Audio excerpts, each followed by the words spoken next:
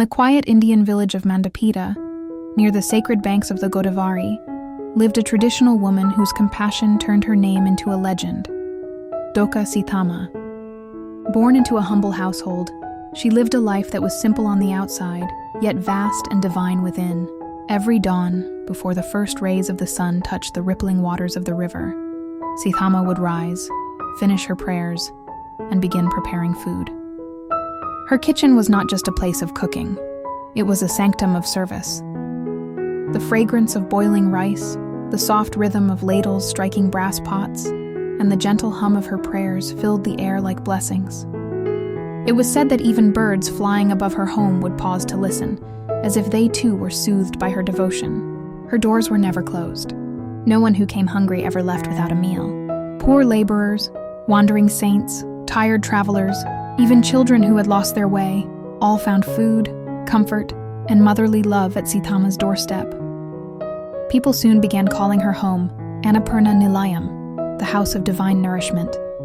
When neighbors asked how she managed to feed so many despite having little, Seethamma would only smile and say, "When you serve with love, it is not you who feeds, it is God who provides."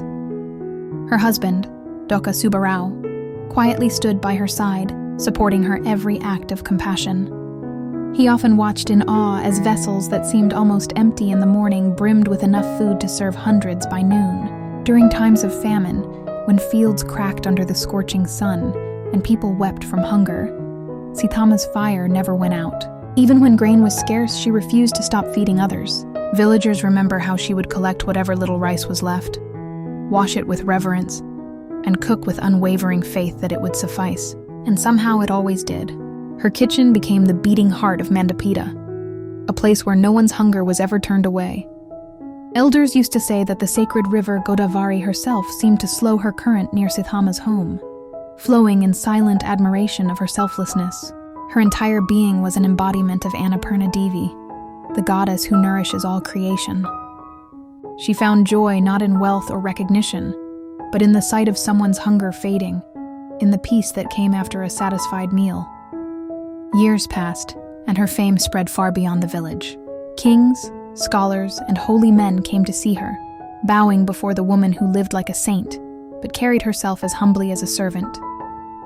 Yet Seethamma never sought titles or rewards.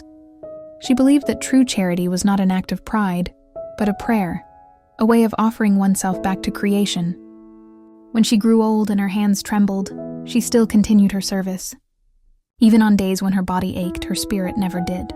The people of Mandapeta began to see her not as an ordinary woman, but as a living goddess, whose compassion had no beginning or end. And when the time came for her to leave this world, the entire region wept. It was said that the Godavari's waters rose that day, as if to take part in her final farewell. After her passing in 1909, the government built a memorial and a water tank in her name, Seethamma Tank, to honor the woman who had spent her entire life quenching hunger and thirst. But no monument could capture her true legacy, for her spirit continues to live wherever kindness flows freely. Through her life, Seethamma taught that the hand which feeds another is the hand that touches divinity. She proved that compassion is not measured by how much we give, but by how purely we give it. Her story is not merely of one woman, but of every soul that chooses service over self, love over ego, and humility over fame. This is her legacy, a river of kindness that still flows through hearts, quietly reminding us that divinity doesn't dwell in temples alone, but also in the simple act of feeding another with love. This has been a Sakhi Soul Story, where the spirit of womanhood meets the timeless strength of compassion, where stories remind us that grace is not something we pray for, but something we become.